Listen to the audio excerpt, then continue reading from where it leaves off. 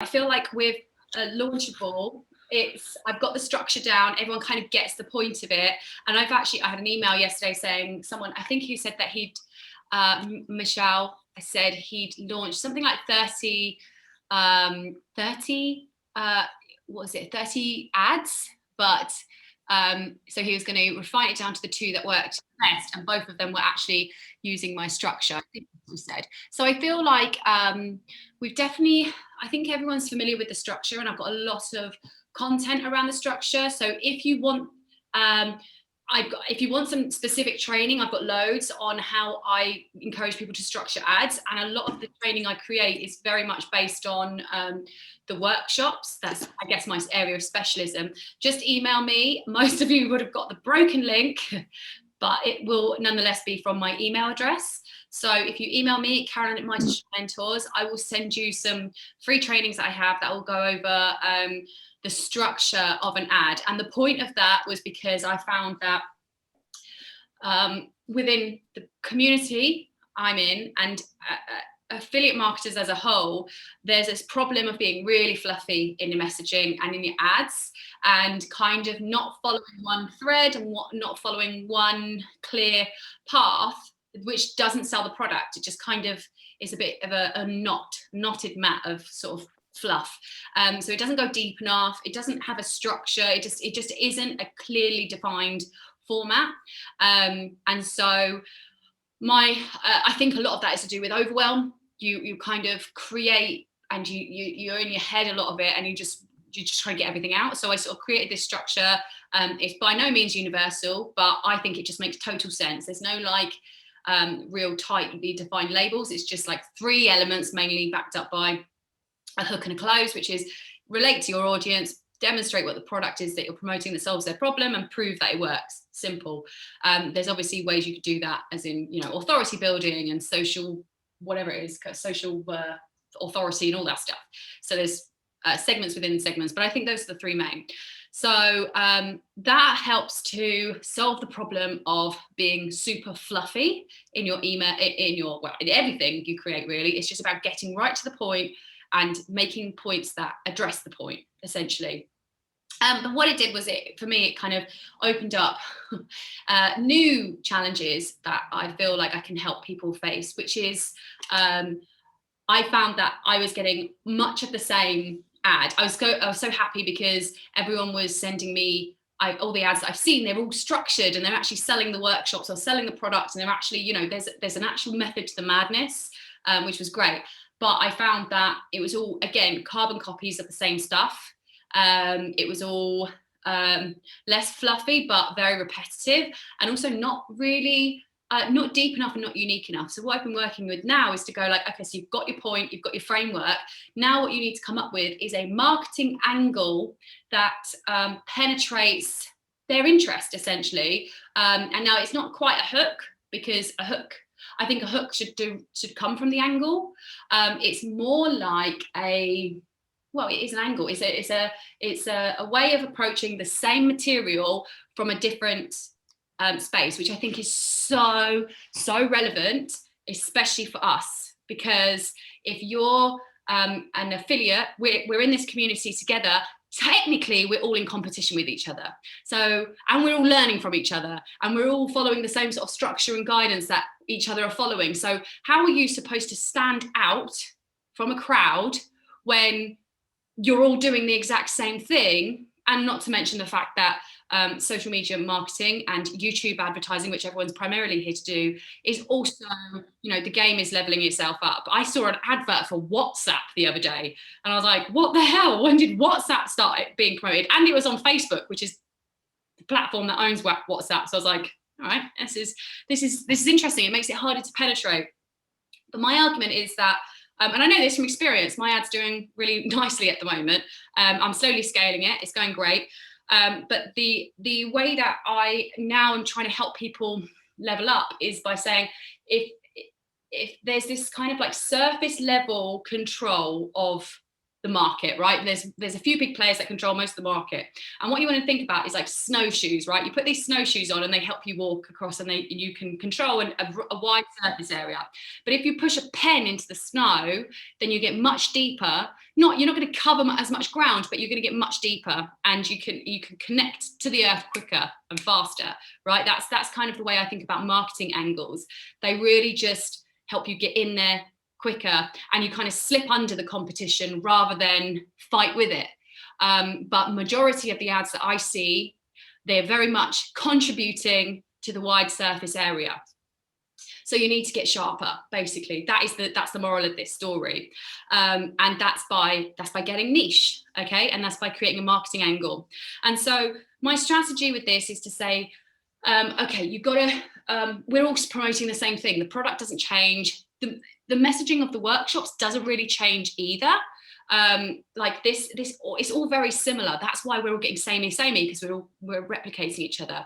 But what we need to do now is come at it from totally new angles that only our particular niche, or nicher than niche, I say, is going to connect with. And that means getting really specific, like super specific, and to the point of like a little bit like, that's a weird angle you got there. But weird is interesting, and that's what we need to create. We need to create interesting.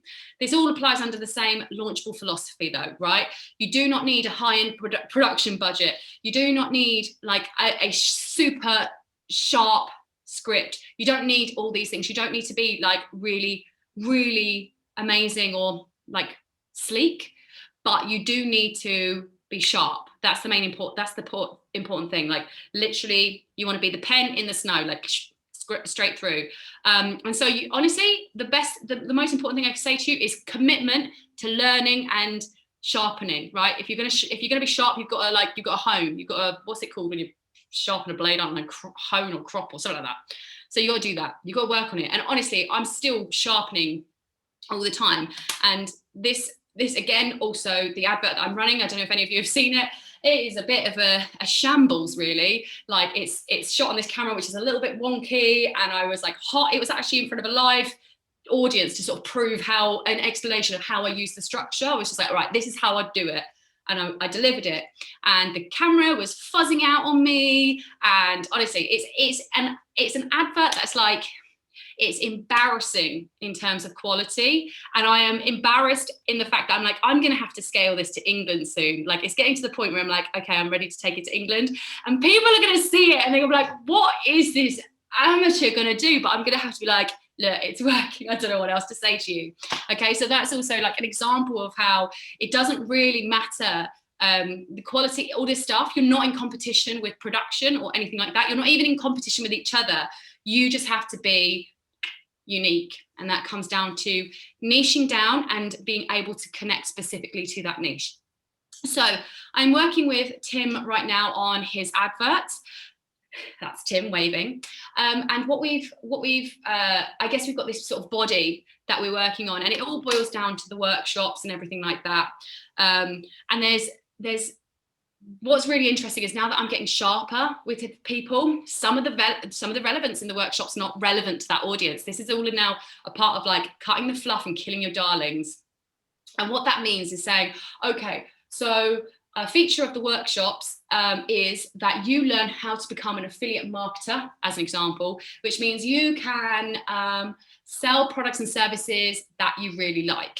That's like a really good feature. However, let's say we're talking to Tim's avatar, which is a business owner, small business owner, maybe even like like maybe self-employed plumbers, or even a nail technician, or someone else we thought of, I can't remember now, but with this sort of like self-employed person.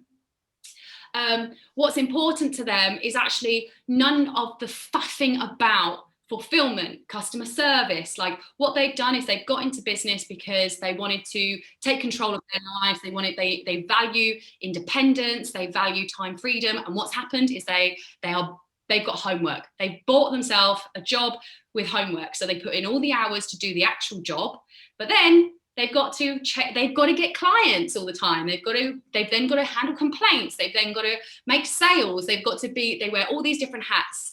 outside of just the main job that they just wanted to do. So a benefit would be that affiliate marketing is a solution to that person because all of that stuff is taken care of, right? That's a benefit that matches that person. Oh, but you could do it in something you love. Not relevant, because they're already doing something they love. They've found that there's problems with the thing they love. But what we worked, actually, we had a call earlier. One of the features within Tim's ad was working on something you love, but it's like, it's irrelevant. They're working on something they love and it's not proved to be what they hoped. So they're not looking for another thing that they love to work on. To the contrary, they don't need more of that. So that's what's really interesting, is that you can put forward a feature or a benefit from the workshops that actually creates a polar response, where they go, well, sod that, I don't actually want another passion project, actually. And then you've lost them because you haven't presented the right facts for them. Okay, so that's what it means to kill your darlings. Even though it's a really valid point, you might be holding on to it for sentimental reasons when it does not contribute to the main message. So today we're going to work on specifically angles in. And so we've got the workshops. What I hope to do with Tim today is we've spoken about a really tight. I'm trying to not turn that into something rude, actually. A tight message, basically, something that's like really very unique. It might be too unique. I don't suspect it is, because when Tim told me about this particular person, I was like, ooh, there's something in that. So I want to kind of take this challenge and see if I can take Tim's new avatar that we're thinking about, that's separate from the business owner one, which is slightly more broad. We're going to work on this and see if I can actually bridge it to some features and benefits of the workshops to show you like how you can get super sharp with your angles. There you go. No pun intended. So, Tim, what I want to do is try and get all the details from you. 28th of the 6th, 21. And I think we're going to go down the film tech kind of guy, right? Yep, that's what we discussed. So, yeah, that's my old stomping ground. I can't say I've come across too many other film industry technician dudes floating around in here in the old community, but so it made me think it's tiny and small and not worth it. But after having a quick discussion, I thought, well, hang on, film industry is actually bigger than I give it credit for. So, and not everyone lives the same kind of lifestyle. Some people have sort of permanent jobs and stuff, but plenty of people just live doing or effectively contract work. You go into a film or a project for 6 weeks, 6 months, 3 months, whatever, and you work your ring off 12-hour days, 15-hour days, plus travel time and stuff for that period. And then you might have some downtime for no time at all, but you might just roll onto another job, or you might have 2 weeks, 4 weeks, 6 weeks, or whatever. And downtime in particular, I know, various stages through the history of the UK film industry, the Australian film industry, less so in the US, you get these lulls where things just don't happen, and you can go for months without a job, particularly if you specified yourself into the big feature film kind of area, where you can make really good money, but then you can sit around and not have a job for 3 months. And so that can be problematic. That the 3 months or 4 months you do work, you can be all over the world or all over the country, and it's not very family friendly. And then when you come home for 3 months, you're like, well, I can't really do all that much because I don't know when my next job is, and I don't know when the pay's going to start coming again. So let's just sit around the house. Let's not do any holidays. Let's not do those renovations and stuff because I don't quite have enough money for that yet. And I don't know if that film falls over that they say is coming, then I don't know where the next one is. So you've got this uncertainty, you've got irregularity, and when you are working, it's often family unfriendly. This is a really good point, actually. So before we dive into that, something I'm working on, I suppose, a blog post or a support piece, a PDF that talks about, because if we're getting niche, are we just inventing an audience that doesn't exist, right? And Tim's just gone, well, actually, the film industry is pretty huge. And I don't know the numbers behind that, but conducting research to figure out if there is actually an audience that exists. And you know what you could even do is you could go, are there people that have already carved out this niche for me? Like, has someone already said, like, if you're a film technician who's working too much, have you thought about an online business? Like that could already be content that exists. And I think it's plausible. I mean, there's so many different industries or whatever. So what you can do is then see how many people are searching that. And then you get to see, like, okay, well, let's say you could figure out some, like, the maths between impressions to whatever, all that stuff. You could probably figure out, like, how much, let's say the audience is 100,000, how many of those 100,000 are relevant to what you want? Because I think I did the maths the other day, to have a 6-figure income, let's say also that you're able to create self-liquidating members, which is something I've actually done, I'm doing now. So the members are paying for themselves. I'm paying, some of my campaigns are higher. My first world campaigns are higher.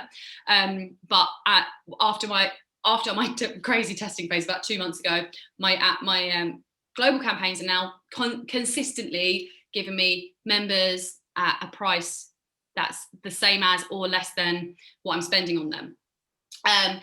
So if you do that and you write off the $100 membership fee, $100 commission, if you have 417 members over the space of a year, that's a 6-figure salary. So what you need is 417 people to be in your audience to sign up and believe in this and stick around for a year. So you need them to do 12 payments, and they could stick around for a lot longer than that. I've had members stick around since April 2018. I think my oldest member's from, and I only started in 2017. So, you know, there's definitely, that's conservative, but also optimistic at the same time. So if you only really need 400 people, an audience size of 100,000, you know, I think that might be feasible. So does this audience exist? You research into this, you figure out if they exist, and it's so much easier to tap into. You're good. Does anyone mind? I feel offended when someone leaves the call. Who are they? I'm joking. Okay, so step one is researching the audience. I'm going to be creating training around this at some point to help you figure out your audience and figure out even the numbers behind it, because that's really important with the angle, so you're not just on a wild goose chase. The step two is going, okay, so from what Tim said to me, the film industry, you've got the problems that you've got differ slightly to the business owner we were talking about, but really, really tiny ways. I can see it's the same story over and over again. So you've got a sporadic income.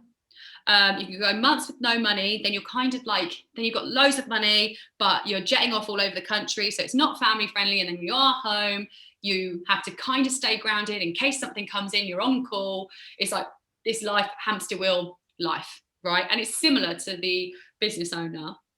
But what we want to do now is I want to specifically find a way to connect the film technician to this particular the workshops that we're selling. So one thing what clicked with me was, and this also clicked with the business owner as well, but in a different way, because we said plumber. So what the person has to do in order to build this online selling system is they have to build something. Now it is a technical thing, and it's also an engineering thing. It's maybe a creative thing. So if someone is technical, if someone is hands-on, if someone is creative, they are specific, and sales as well. These kinds of people have a specific relevance to the product that is different from the rest and would change the way you word things. So what I liked about what Tim was talking about with this tech guy is that he's good with software already. So here's the thing, you have to kill your darlings, because he's going, oh, it doesn't matter if you're not good at tech, it's irrelevant. He's already good at tech, he already understands software. Your job is not necessarily to say you don't have to be good, you don't have to cover that objection. You have to say instead, oh, this is really relevant for you because you're good at tech. So that's what I kind of want to do as well. So we've got these elements to draw together. This guy is not, which isn't necessarily connected to the film industry, but just being self-employed as a whole. But we want to connect film industry, self-employed problems, and the fact that you're a techie person makes you really relevant for what I'm about to tell you. That's kind of the angle, the whole angle summarized, if that makes sense. Okay, so they've got the problem, and they've also got real specific relevance to the product that someone else doesn't have, which means it's kind of sticky, right? It's something that sticks to them. So how would I put that in a way that's not isolating and alienating, and that's relevant? Because then that's the thing you're charged with, is to create something that, because if you're being niche, you can't be alienating. So I'm just going to put together a document now. Okay, the what. Again, this is all part of my holy grail process. This is just the planning stage. I don't do like years. I don't do weeks or even hours of avatar work. I do this, what I've done with Tim now. That's the amount of time I focus on an avatar work. And obviously it develops over time, but I want to launch before we get going. The drafting phase is the most important. So what are you promoting? Workshops so the problem we're solving is, let's just go with the sporadic income that comes with being in, I guess, an on-site industry. Is that right? Like you're working on sites, and they might be virtual sites, but is that right, Tim? Like the sporadic income comes from contracts. Yeah, it's right, because it's very sort of gig. It's almost a gig economy kind of thing, except sometimes the gig can be one day for an ad. Other times the gig, I mean, I spent 18 months on 2 films, like it was a part 2 and 3 of the Matrix stuff. So, I was on that was 18 months I was on that. So that was a real full job. Great, no worries. And most of the time it's 3 months, 5 months, 6 months. And if you're on something like Mission Impossible, then you're in Germany, Italy, UK, Middle East, and so you don't see your family for this whole time, because you're like 6 weeks in Italy, 3 weeks in Bosnia, 2 weeks in Abu Dhabi, 4 weeks in Spain. I know that's one movie kind of thing, but otherwise it can even just be a case of, you're going to go do 6 weeks in Scotland. I'm going to pause you there. Tim's got this amazing ability. He can draw so many different parallels to this. So I need to sort of like hone in on that. So can you guys all see this document? Great. Okay, so the workshops teach you how to earn an income that's consistent. Well, and what makes it consistent, I suppose, is that. So this teaches you how to earn an income that's consistent. How to earn an income. Is it something to do with this? An income that's consistent and doesn't shift with. It's okay, and also you want to. It's an income for yourself, by yourself, like and that's pertaining to the fact that you're a business owner. So for yourself, income for yourself. That's why. Who else would you earn an income for? An income. I picked up on, when I was doing this, I picked up on consistent as well. So could you say throughout the entire year, or is that just sort of? Well, that's what we're gonna delve into that later, because that's more of like the breaking it apart. It's more going like, what do the workshops provide in terms of consistent income? So what I'm doing is I'm going affiliate marketing, e-commerce. What is it about those things? What is the thing that you'll learn in the workshops which solves the problem of an inconsistent income that doesn't alienate this person? So it teaches you, well, the selling system teaches you how to earn an income that's consistent by creating a selling system that delivers. Works when you're not there, because these guys, like when you're filming, you're not going to get a lot of spare time to do this. This is, I know a lot of other people have these kind of jobs permanently, 12 hours every day, stuff like that. But if you're in the sun or the rain all day, the last thing you do is come back to your hotel room or something and spend hours doing this. So it'd be great if you could make money while I'm on that film for 3 months. Then I'll come back and spend some time giving this thing attention in the weeks I've got downtime.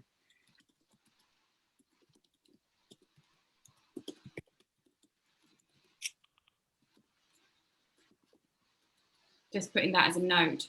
Okay, so workshops that teach you how to earn income that's consistent by creating a selling system that works. Now, this is the problem that I take issue with, is I've heard this so many times. So what I'm trying to teach you guys now is how to not say the same thing over and over again, but not to be like super creative or wild or, like skyrocket or any of that hyperbole stuff, but much more about like saying it exactly like it is, which is going to be, if you say it exactly how it is, you're going to stand out from other people. So it works when you're not there, which is great for somebody who moves around a lot. I mean, it works. Income that's consistent, but it's kind of income that's consistent by creating a selling system that earns money or earns money. Yeah, something like that. Anyway, I'm going to move on because I've obviously not got a huge amount of time. So what benefit? Okay, so here's where this is why I think this is the benefit here, which is why I'm not happy with it there. So what I want to do is get in more detail about this. Workshops that teach you how to earn an income that's consistent by creating a selling system. Okay, so maybe this would be to do with creating a selling system. Something. There's got to be another detail there, but I don't know what it is. Multiple income streams. No, these are things that, so multiple income streams works when you're not there. These are all things that everyone says. And we're so used to hearing it, but what we're not used to hearing about is the real details that relate to us. So as soon as Tim said that, I was like, why? That just feels, it's so easy. It's an easy thing to say. And that means it's not going to be poignant. So it's not going to penetrate through the snow. It's just going to sit on the surface. So I know this is complicated and like. What, while you're getting smashed on a gig? Yeah, but that's more pertaining. I don't mean smashed. I mean like getting pummeled at work. Right. Some days brutal. Some days can be just brutal. So that's what I mean by getting. They might misinterpret the smashed part because that's what they do after work. Yes. Now I think that still pertains to the benefit. It's like, what exactly is it about? Not the benefit, the features of the workshops and this selling system. What are you exactly learning? Tools, system, thing. You're learning a thing that works independently of your time. So it works okay, so that's what, so I'm trying not to put the benefit here. I'm trying to describe it as it is, and the benefit will come next. So creates a selling system that works to earn money independently of time. Something like this, time, independently of time and I guess presence. I'm just gonna keep it there for a second, but that's closer.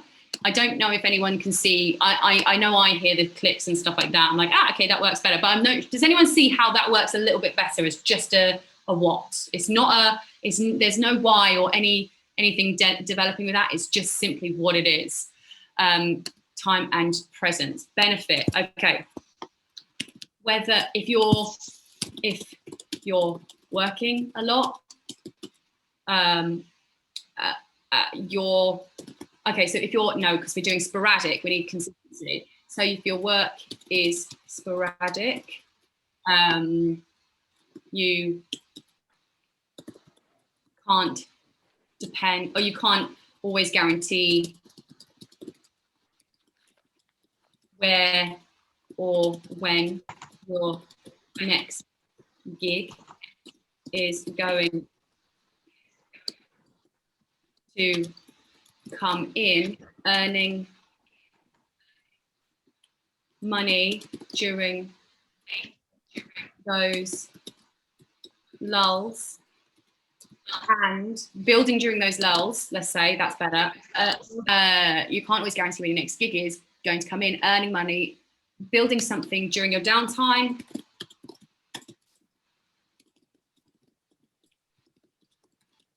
That earns during hectic work times will change your life.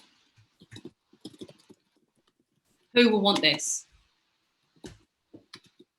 Who? So say film technicians who work on different projects of varying sizes, pay schemes, times, film technicians who work on different projects of varying sizes, pay schemes, times, and locations that need to create a background thread of financial security. So, okay, I'm pretty happy with that as an angle as well. Like, how do we all I just want to like come to you guys. Like, can you see how I've got really, really specific? And also, I'm just interested, does this feel more connecting to you, less connecting to you? Like, how do you respond? I'm going to pick on, well, Tim, first you come forward. Like, what do you feel about the way I've written this compared to this other stuff that we see? Yeah, particularly the what, it's just very, I like that. It's just exactly what it is. I mean, is that just more for us, for me, you and the gang here to understand, or is that actually a sentence you'd expect to use in the ad text? That workshops to teach you how to have an income, blah, blah, blah, blah, to earn money independently of time and presence. Is that actually a phrase you'd use? It's kind of like a house, right? It's like going, this is a really great brick. Would you use this brick? I'm like, sure. But if I'm building a church and I'm using these, then no. So it's kind of like, maybe not. It's right, okay. It doesn't take away from the fact it's a good brick, but it has to fit in with everything else. So it's all this right. So for me, I find this a real process of weaving. Maybe it will turn up. I imagine in the end, what would happen is it would be reworded because there's still, you need to justify everything. But this is the plan. This is basically, you remember the Holy Grail thing I did? So you can start I'm looking at it. Yeah. Well, this is it, but the other way around. So let's just say this could be, let's see if this works as like a intro. Or at least maybe it might even be the whole, the relatability section. Okay, so I'm just going to paraphrase this. If you're a film technician who works on different projects of varying sizes, pay schemes, times, and locations, and you feel you need to create a background thread of financial security that stabilises you during sporadic times, because you can't always guarantee where your next gig is, how would building something during your downtime that earns you during those hectic work times change your life? Because these workshops will teach you how to earn an income that's consistent by creating a selling system that works independently of your time and presence, which is great for people who work on film sets. Bit wordy, but that's like my first draft, as the essence of it. I like that. Okay, so that's super, it's just detailed and relevant. And obviously now this is my first draft as well, so I do appreciate, like, it's not perfect. Now there's another thing that I really wanted, the thing I liked about the film technicians, and I won't work on this for too long because we've got the angle here, but I also want to say, and the great thing about this is that you're already good with software, with tech. It's not out of your wheelhouse to build this thing. You just need to learn how. So that's a great segue that's relevant to them into the product. And what's perfect for you as a film tech, and it doesn't have to apply to just film techs, but as someone who's good with tech, maybe you could say that, as someone who's not bad at tech, you especially, why can't I spell especially, could benefit, could do really well, let's just say could build what you need, build the system, build this income earning system more easily than others, and it might be more intuitive to you. You just need to learn how.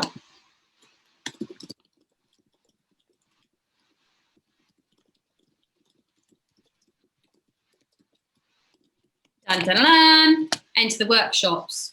And then what you would do in the workshops section is then say, you would overcome all of, you would say like, so these workshops are going to show you, and I'm just going to give you a quick example of an ad that I'm working on. This is all to do with creating security from, the unexpected. So you'll learn ways to make money that just require building and installing, that don't need a big upfront investment, but run themselves once they're up and running and earning you an income while you're still working your full-time job. You'll learn about the simple tech needed to do the even if you're not great with computers or software. You'll see how building this income stream is possible for you, so it doesn't matter if your specialism is in something else. You'll see how you can grow that income exponentially in a way that's not directly tied to your time, once set up correctly. So obviously this is wordy, this is my first draft, but the way I've gone, like, this is my way of saying affiliate marketing without saying affiliate marketing. Doesn't need a big upfront investment, but I'm using words that totally just relate to the person that's reading this. These are the things that are important to them. Like if you're to explain affiliate marketing, even e-commerce to someone, what are the things about e-commerce that they need to know? That's what I want you guys to do with those explanations, basically, like the demonstrate section. Explain the three elements are, well, it's not really affiliate marketing, but it's making sales without having all the like making sales of something that you don't have to build, or it's not selling someone else's product. Why is that beneficial for your person? The next one is like, what is the exact tech required to do it? That's another thing that I usually go into. You just want to go through the features, right? Oh, I've got some comments. Okay. Oh, right. Thanks, guys. I see all you guys contributing. So, what is there a way to have income 24/7 with your on a gig or in between them? Yeah, that's a nice way of putting that, Steve. A passive or automated income, consistent income that is immune to the cycles of the gig economy. Yeah, that's nice. These are all good. I'm going to go have a look at Giorgio's script, and then I'm going to sort of share what my perspective on how it can be improved with him afterwards. Yeah, so from the first line, it's kind of exactly what I was saying. It's the same stuff that everyone's saying. It's not different. That's the problem. So it's valid and it's relevant, but it's the same as everyone else. It's just that you've changed it. Business is the only differentiating thing, but all you're differentiating from is a job. That's it. And you need to differentiate way more than that, because there's so many problems with having a business. There's so and then you need to pick that specific problem to handle, which is that's where your sub niche is. So what we've got to do, this is business as a niche, which is multi-millions of people. You need to get it down into like way smaller. I don't know the numbers for this. I'll speak to Dan about what's the best way to like, what's an ideal size of a niche to figure out. But it's just too surface. It's the surface level stuff. You need to go right in. That's what we're talking about with the angles. So so for instance, I couldn't specify what kind of business you're in. In the food industry. Yeah, I understand. Me personally, I'm in the food business. Is the factor in food business have any relevance to the workshops? I mean, I was thinking about that angle, that right now, I was thinking about the small business owner. Mm-hmm. How they're doing like all the heavy lifting, and especially right now in these crises, they're struggling in the traditional economy, and they're looking for an alternative way. Why? So again, that's still too surface level. Why are they struggling in the crisis? Because the whole economy shut down for like. But that is everyone. Again, everyone's in the same. These things you're talking about apply to everyone. So what you need to do is you need to take a problem that applies to a small group of people only. The fact that the economy is a bit shaky, that applies to everyone. The fact that business is hard right now, that applies to everyone. So what you need to do is you need to not take a statement that applies to majority of people, because it's not that it's not valid, it's because it's just going to get lost in the noise. It's just contributing to the surface level control. It's not diving in deeper. So this needs to sound completely different. As an intro, I don't even need to read the rest of it, because I'm gone already. You've got like a few seconds to grab my attention as whoever your avatar is, and you haven't caught it. So the rest of the script doesn't matter. So you need to figure out what specifically is the problem specifically. So what Tim and me were talking about earlier is like, so firstly, we were talking about job with homework, right? That's what having a business means. But then he was talking about tax returns and VATs and stuff like that. And I was like, but why don't we make it about customer fulfillment, etc., right? That's a problem that you're struggling with, because it means that you're working full time, but also doing all the other stuff that you need to do as a business owner. That's not the same as just doing the role, right? And that is a struggle for you, because it's not the life you signed up for. So we even had alternative versions of what it means to have a homework. So a job with homework is a business that requires more work outside of your work. So that's a problem which you don't want to have in your life. So that's specific. So that's the kind of specifics you've got to get. You have to get much, much more specific. So you're going to alienate a lot of people, but you'll connect with more than you'd connect with anyway, that's the sort of synopsis. So yeah, final questions. Anything to say? Was that useful? Not useful? Total tat? All right, okay. Yeah, guys, also look out for I'm creating a training on how to stand out from the crowd when you're one of 1,000 affiliates promoting the same thing. Essentially, that's I'm writing and putting something together for that right now. So look out for that in your emails. I think Dan Holloway is also going to be sending a version of it out as well. So you guys will be you'll see it around. So have a look out for that. All right. Message me if you need anything. See you later, guys. Bye.